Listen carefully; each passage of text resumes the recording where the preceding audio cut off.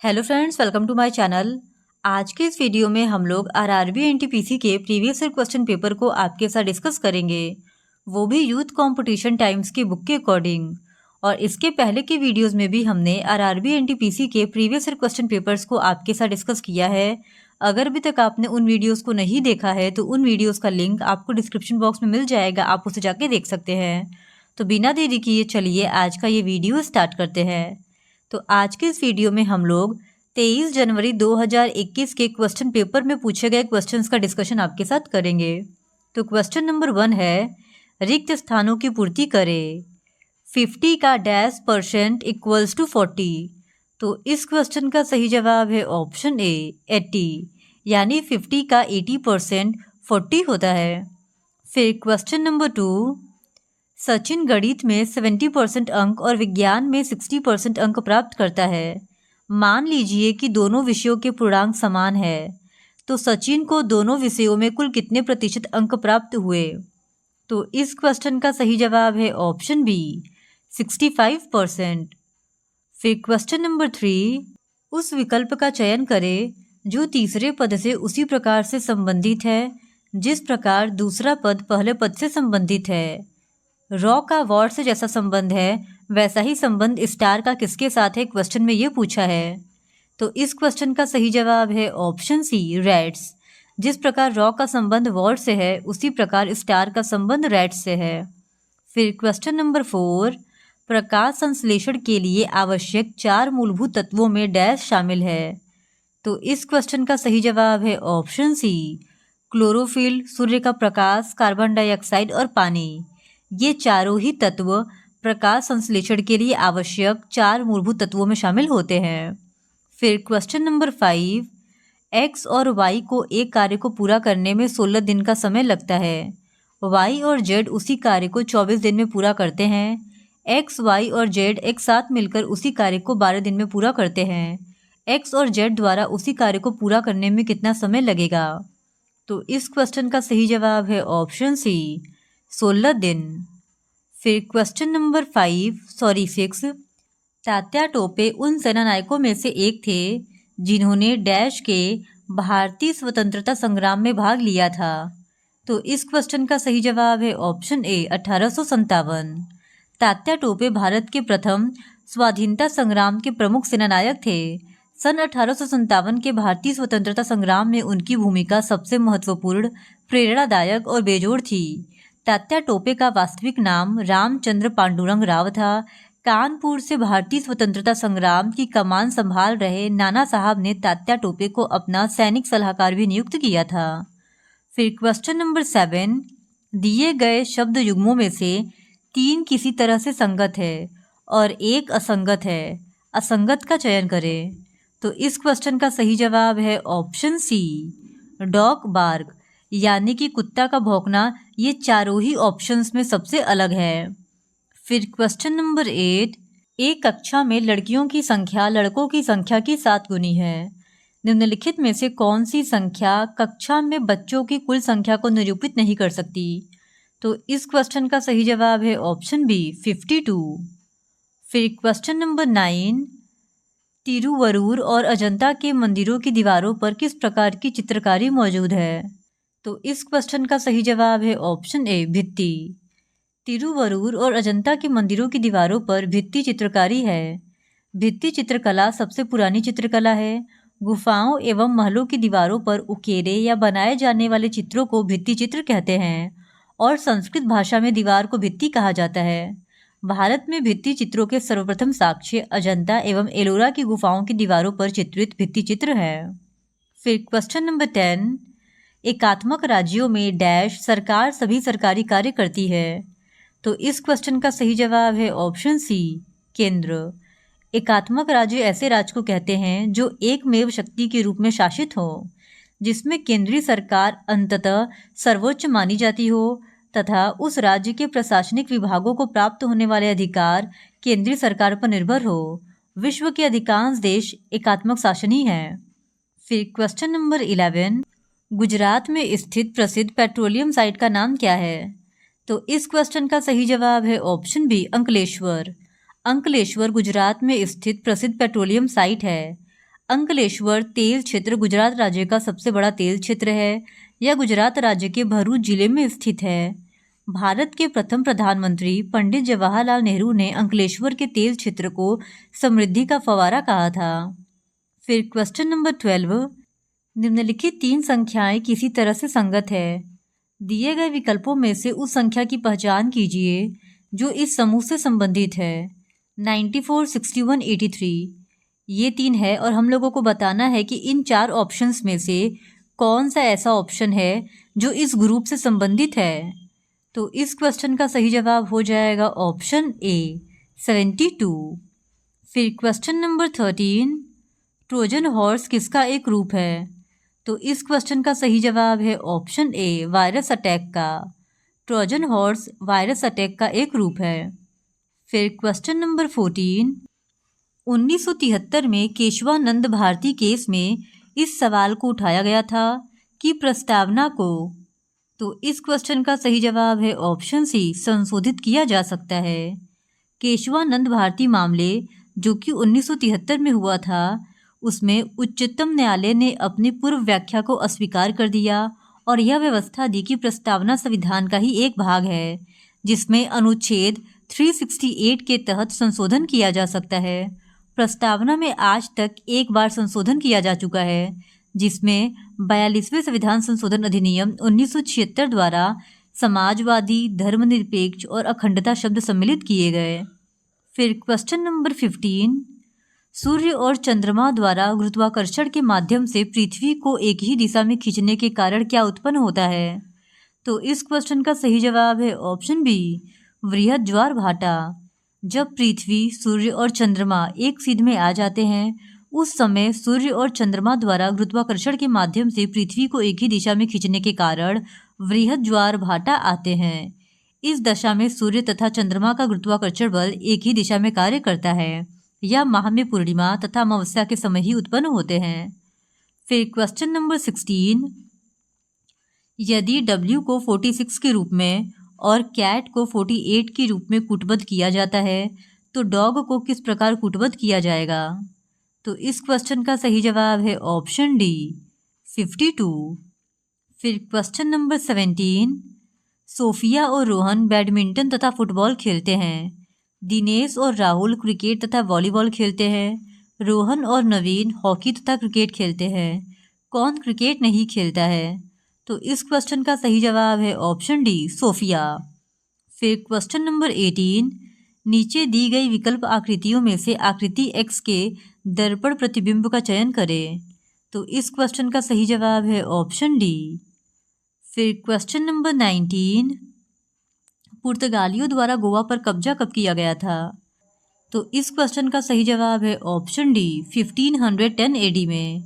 भारत में पुर्तगालियों द्वारा गोवा पर कब्जा 1510 ईस्वी में किया गया था। पुर्तगाली वायसराय अल्फांसो द अल्बुकर्क ने 1510 ईस्वी में बीजापुर के सुल्तान यूसुफ आदिल शाह को हराकर गोवा को अपने कब्जे में कर लिया था और भारत आने वाला प्रथम पुर्तगाली यात्री वास्को डी गामा था जो भारत में मई 1498 में आया था। फिर क्वेश्चन नंबर 20, 2019 के दौरान निम्नलिखित में से कौन सा दुनिया में दूसरा प्रमुख पेट्रोलियम निर्यातक है। तो इस क्वेश्चन का सही जवाब है ऑप्शन ए रूस। 2019 के अनुसार रूस दुनिया का दूसरा प्रमुख पेट्रोलियम निर्यातक देश है। प्रथम नंबर पे सऊदी अरब है। फिर क्वेश्चन नंबर 21, 4 संख्याएं दी गई है जिनमें से 3 किसी तरह से समान है और एक असंगत है। उस संख्या का चयन करें जो शेष से असंगत है। तो इस क्वेश्चन का सही जवाब है ऑप्शन ए 4174। ऑप्शन बी, सी और डी इनमें जो भी संख्या दी गई है उनको जोड़ने पर विषम संख्या प्राप्त होती है, जबकि ऑप्शन ए से सम संख्या प्राप्त होती है। इसी वजह से ऑप्शन ए इस सवाल का सही जवाब है।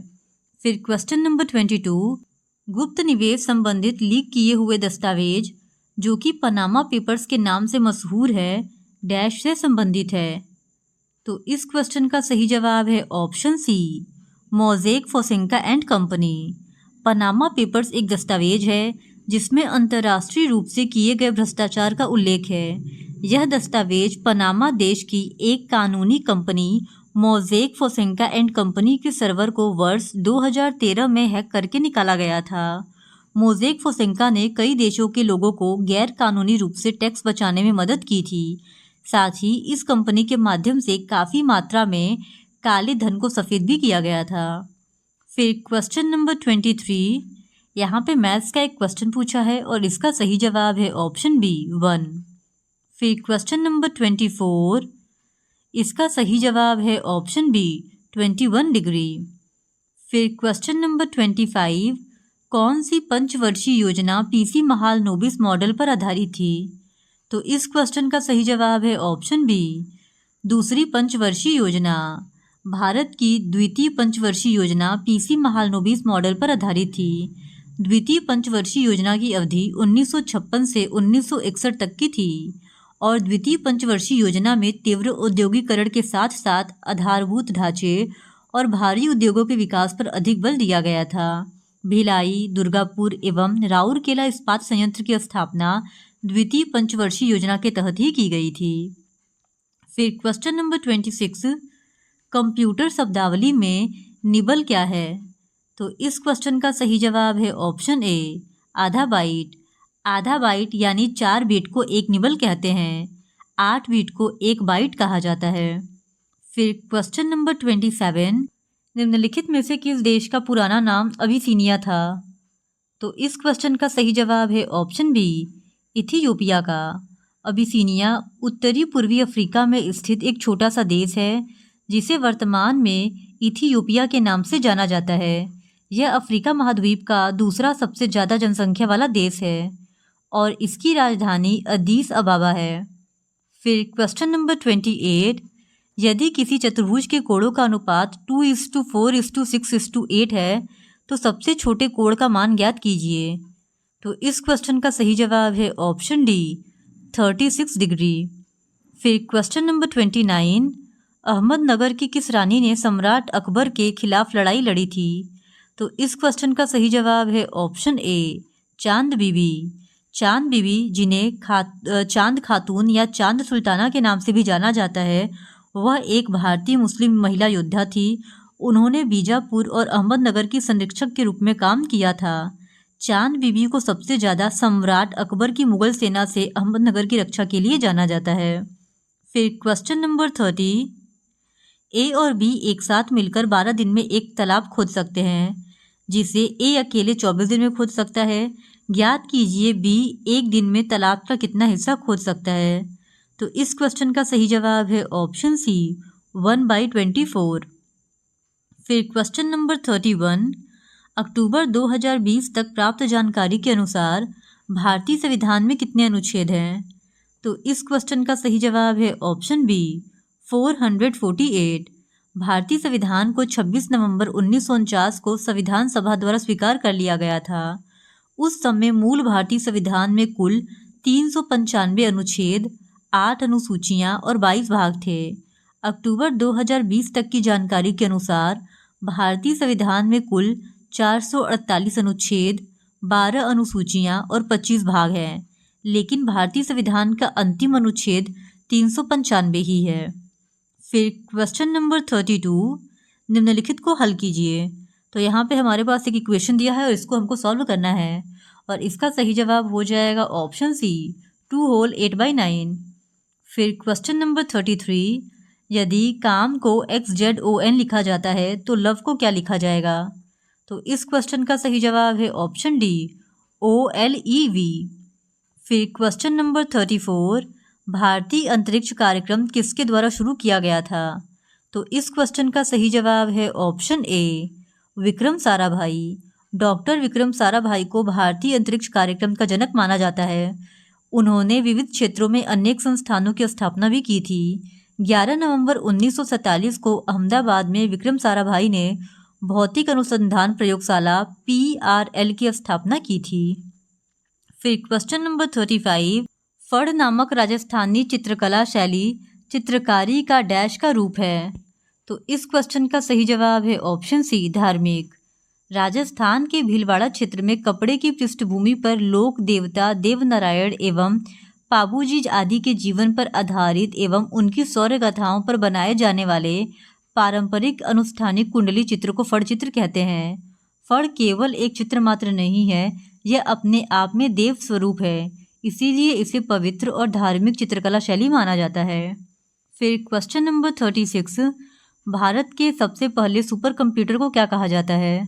तो इस क्वेश्चन का सही जवाब है ऑप्शन ए, परम 8000। भारत का पहला स्वदेशी सुपर कंप्यूटर परम 8000 था, जिसे 1991 में CDAC कंपनी द्वारा विकसित किया गया था। फिर क्वेश्चन नंबर 37, दी गई आकृति में आयत किसी विद्यालय के 10वीं कक्षा में छात्रों की संख्या को दर्शाता है। समांतर चतुर्भुज विद्यालय में लड़कियों की संख्या को दर्शाता है, त्रिभुज टेनिस खेलने वाले छात्रों की संख्या को दर्शाता है, और वृत्त विद्यालय में क्रिकेट खेलने वाले लड़कों की संख्या को दर्शाता है। तो अब क्वेश्चन है कि 10वीं कक्षा में कुल कितने छात्र हैं और उनमें से कितने क्रिकेट और टेनिस दोनों खेलते हैं? तो इस क्वेश्चन का सही जवाब है ऑप्शन ए, यानी विद्यालय में टोटल छात्रों की संख्या 63 है और इनमें से 5 छात्र ऐसे हैं जो क्रिकेट और टेनिस दोनों खेलते हैं। फिर क्वेश्चन नंबर 38, दो संख्याओं का योग 75 है और उनके वर्गों का अंतर 300 है, दोनों संख्याओं का अंतर ज्ञात कीजिए। तो इस क्वेश्चन का सही जवाब है ऑप्शन डी, 4, दोनों संख्याओं का अंतर 4 है। फिर क्वेश्चन नंबर 39, किस भारतीय शहर के अंतर्राष्ट्रीय हवाई अड्डे का नाम डॉक्टर भीमराव अंबेडकर के नाम पर रखा गया है? तो इस क्वेश्चन का सही जवाब है option A, Nagpur. Doctor Baba Saheb Ambedkar अंतर्राष्ट्रीय हवाई अड्डा नागपुर शहर में स्थित एक अंतर्राष्ट्रीय हवाई अड्डा है। 2005 में इसका नाम डॉक्टर भीमराव अंबेडकर के नाम पर रखा गया। यह भारतीय विमानपत्तन प्राधिकरण के क्षेत्राधिकार में आता है। फिर क्वेश्चन नंबर 40, 3, 15, 298 और 9 और 3 के आंकिक मानों का अंतर ज्ञात कीजिए। तो इस क्वेश्चन का सही जवाब है ऑप्शन बी, 6। फिर क्वेश्चन नंबर 41, संयुक्त राष्ट्र के संबंध में संक्षिप्त नाम यूपीयू का पूर्ण रूप क्या है? तो इस क्वेश्चन का सही जवाब है option C, universal postal union. संयुक्त राष्ट्र के संबंध में यूपीयू का पूरा नाम यूनिवर्सल पोस्टल यूनियन है।